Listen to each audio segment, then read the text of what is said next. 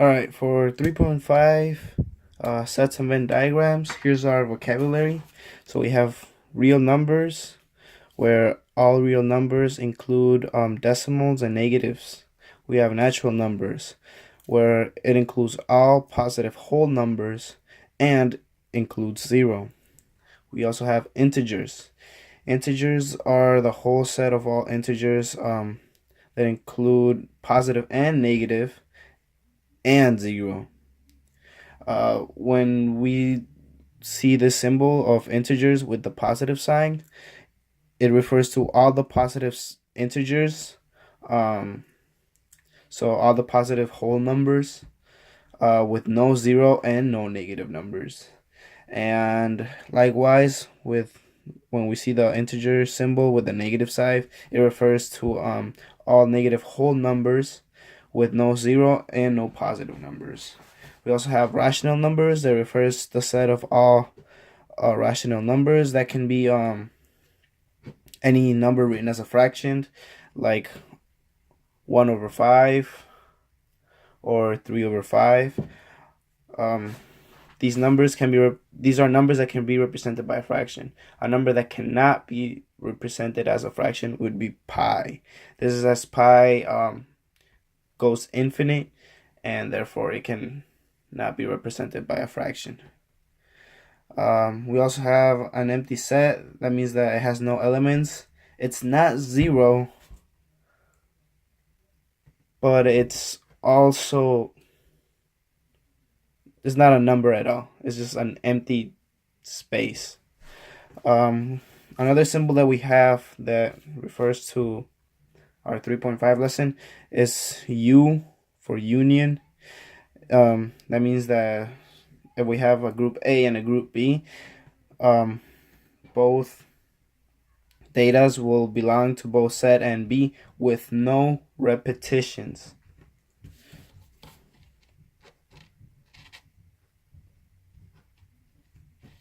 No repetition. We have the symbol of intersection. There's like an upside down U. That means that the data belongs to the intersect of A and B. That means that numbers overlap, and we'll see that in a second. We also have the letter U, capital letter U, and that means the universal set. So that means that it's everything in that plane. We have A prime. That means that everything that's outside of A. In this case, since we're not using A, for example, if we use we are using A. If we're using B or A, and we want everything outside, if we're using multiple letters, if we're using A, B, and C, and we don't want A, we'll write A prime, and so therefore, both all the elements that are in A would not be included. And then we have disjoint or mutually exclusive. This happens when sets don't overlap, as we can see in our little diagram. This is another way to write an empty set, and the brackets pretty much show you where a set is. And so for our first problem, we have something simple just to get the hang of it. So we have in this school we have soccer players, tennis players, and volleyball players. All our kids in our school are Francis, Ira, Alex, Hunter, Casey, Drew, Jade, and Glenn. So from our list here, it says that our soccer players are Alex, Hunter, Casey, Drew. Our tennis players are Casey, Drew, and Jade. And we can see already that Drew has been repeated twice already. And then we have volleyball players, where we have Drew, Jade, and Glenn. So once we see the data here, first we write it all in a box so that we know that this is our plane. And this way we know that even though we have like certain kids, we have all the kids here and all the kids in the groups from the sports they play, and then we have kids that don't even play those sports. So we have all our elements there. So in this case, we have Alex and Hunter who play soccer. So we can see them here. But then we can also see that Casey and Drew, they're still within the soccer circle, but they're not, they play multiple sports. So they're also in the circle from like another sport. In this case, we can see that Casey's only plays soccer and tennis. So we can see that he's still in that tennis circle. When we go down to tennis players, we can see that Casey, Drew, and Jade. When we go down and look at the diagram, we see that Casey is again with tennis, but there's no single tennis players that only play tennis. As we can see that Drew also plays tennis and volleyball and soccer, and Jade plays volleyball and tennis as well. So there are no single tennis players that only play tennis. For our volleyball players, we see Drew again, who is on all three sports, so he's in the middle. We see Jade, again, who's on our volleyball team and our tennis team. And then we have Glenn, who is our only volleyball player. So once we go down into problems like the whole universe, which would be Francis, Ira, Alex, Hunter, Casey, Drew, Jade, and Glenn, subtracted by the soccer team, it would give us a soccer team prime. So we wouldn't want any players that would play soccer. So that means that Alex, Hunter, Casey, and Drew, they would all be scratched out, and we would only be left with Glenn, Jade, Francis, and Ira, because they're not in the soccer team, so they can't be included. Now we also have the intersection of soccer and volleyball minus the tennis team from kids who only play tennis. And here we can see that there are no kids between soccer and volleyball, and there are no kids that play tennis. So it's not zero. It's not zero because even though there really is no one there, you can't write zero because that would have a different meaning. So you have an empty set. And something else that can be defined out of this, the union of soccer and volleyball. We see the soccer and volleyball. It has Alex, Hunter, Glenn, Casey, and Drew. As all of these kids play soccer and all of these kids play volleyball, yet none of them are repeated. Like here, they're not written as Alex, Hunter, Casey, Drew, Jade, Glenn. We don't repeat Drew. For our next problem, it's just writing them down. So we have soccer players. We have 11 soccer players. We have their jersey numbers for now. So we see that numbers 2, 3, 4, and 5, they all play defense. So 2, 3, 4, and 5. Then we see that midfield players, their numbers are 11, 8, 7, and 6. And then we have forwards who are 9 and 10.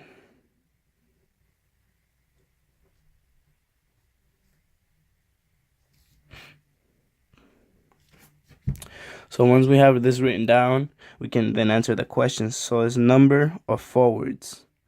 Notice how it doesn't say like when it refers to number of forwards, it refers to the number of people rather than the number they have in their bag to identify them. So here we have 2 forwards, and so when it says number of forwards, we would only write 2. We can write 2 forwards. Number of midfielders, if we go back here and count them, we have 1, 2, 3, 4. So we have 4 midfielders.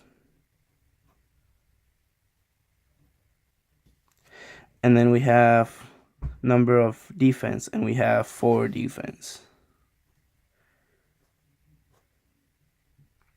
Now, this question doesn't ask us about the people who don't play any of these positions. As we can see right here, we have a number 1, and that number 1 would be outside because he is the 11th player.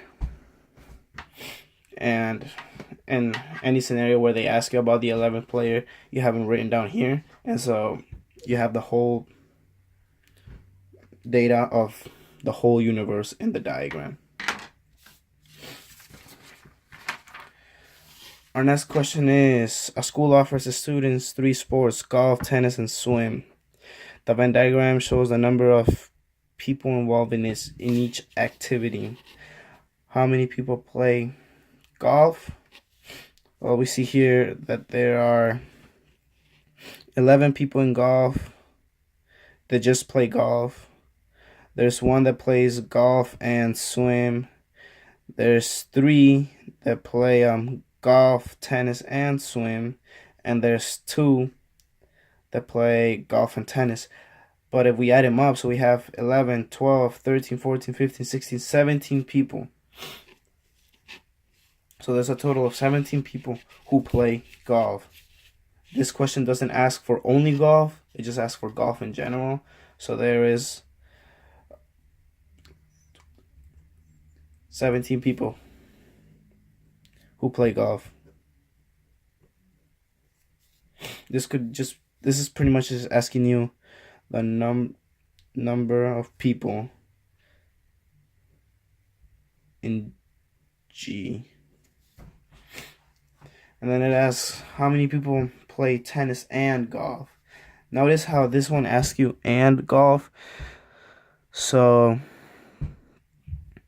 here we see that it specifically asks us people who play both of these sports. It doesn't ask for people who play only golf or only tennis. It asks us who play both of these sports. And here we can see that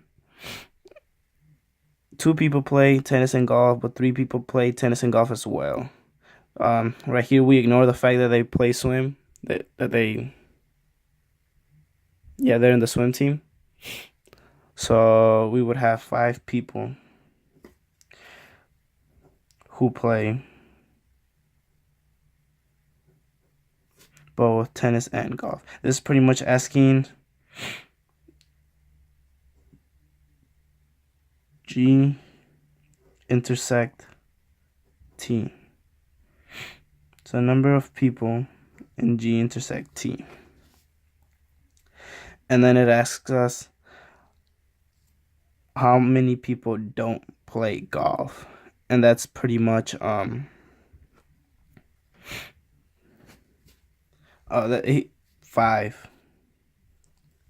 people don't play any of these sports.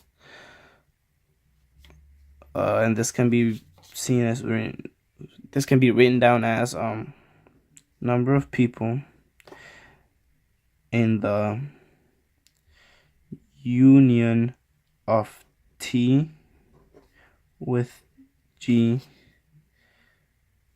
and then the union of that with swim.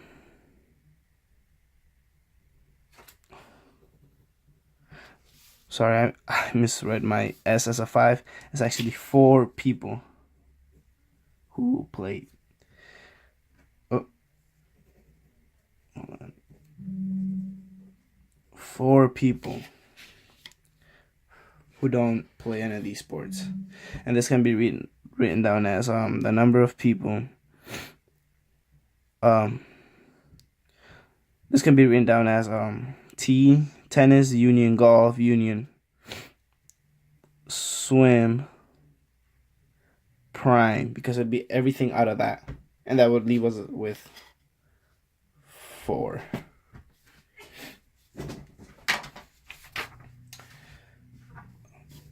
For our next problem, we have 11 soccer players who are asked the positions they can play. The three positions are defense, midfield, and forward. Here in this down here, we can draw a diagram.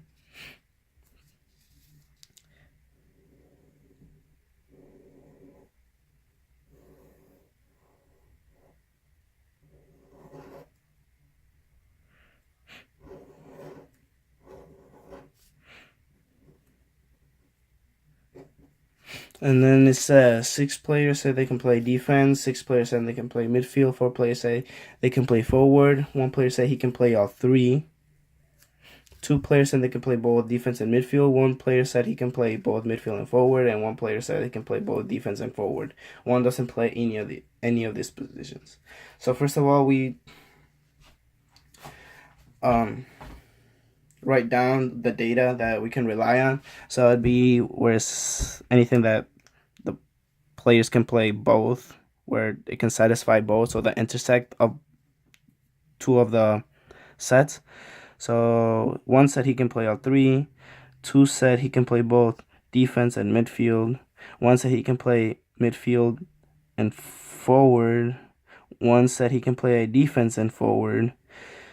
All right, from then we can see that we can see that